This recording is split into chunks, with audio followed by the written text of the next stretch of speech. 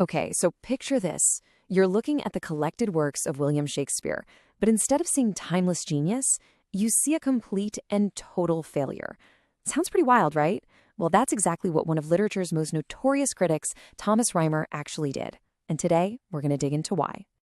I mean, really think about that for a second. Could a masterpiece like King Lear be fundamentally broken? Back in the 17th century, one of the most powerful voices in English criticism passionately believed it was, and believe me, he wasn't quiet about it. All right, so who was this guy? Meet Thomas Reimer. He lived from 1641 to 1713, and he was an English critic, historian, and even a playwright who basically took it upon himself to bring some law and order to the English stage. Now, to get Reimer, you really have to get his time. He was living during the Restoration, an era that was all about reestablishing control and reason after the total chaos of the English Civil War. And this wasn't just about politics, it was a huge cultural thing. Reimer looked at the theater and saw that same wild, untamed energy, and he was convinced it needed a strict set of rules to turn it into a serious, moral art form.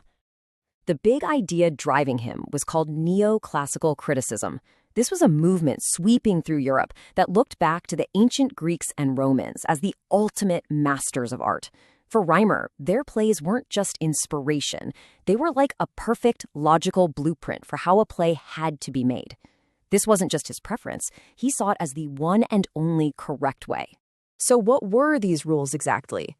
Let's break down the rigid, specific principles that Reimer was absolutely convinced every single great play had to follow. No exceptions.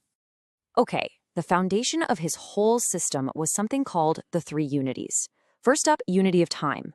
The play's entire story had to happen within about 24 hours. Simple. Second, unity of place. No jet setting across the country. The action has to stay in one single spot.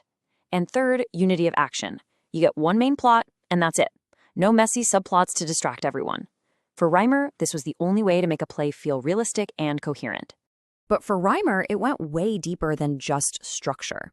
He was convinced that tragedy had a moral duty.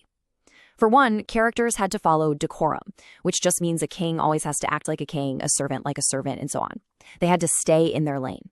And yeah, you could have emotions like pity and fear, but they had to be reasonable, not just cheap sensationalist tricks.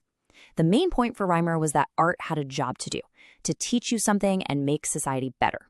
So, what happens when you take this incredibly strict rulebook and try to judge the wild, sprawling genius of William Shakespeare?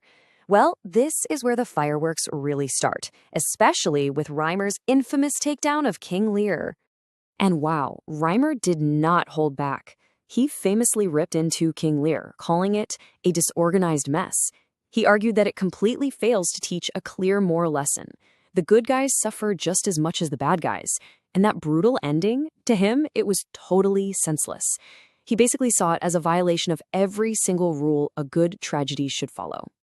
This really just lays out the fundamental clash, doesn't it? Where we see dramatic power, Reimer just saw pure chaos. He hated the violence, the way the family just disintegrates, and he argued the tragic moments weren't even properly justified. He actually thought all this chaos would push an audience away instead of pulling them in. He wanted a neat, tidy tragedy with a clear moral at the end, and well, Shakespeare gave him a thunderstorm. But here's a fascinating twist to this whole story. Reimer wasn't just some critic yelling from the sidelines. Nope.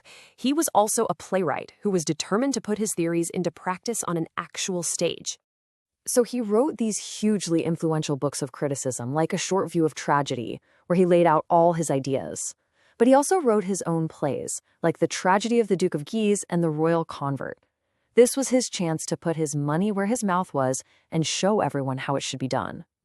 And his plays were, well, they were exactly what you'd expect. They're all about moral dilemmas, the classic conflict between love and duty, and powerful people facing tough choices. This was his big shot at creating the kind of structured, moral, and instructive drama he thought was totally missing from the English stage. So, how do we look back on Thomas Reimer today? Is he just a footnote in history? You know, the guy who famously got Shakespeare wrong? Turns out, it's a little more complicated than that. While it's really easy to poke fun at him for being so rigid, his work was actually incredibly important. His constant focus on structure and morality forced everyone to have a serious conversation about what theater should even be. In a time of some pretty wild and messy plays, He fought for the idea that drama could be a high art form. He absolutely helped elevate the standards for generations of playwrights, even if we've pretty much thrown out his specific formula.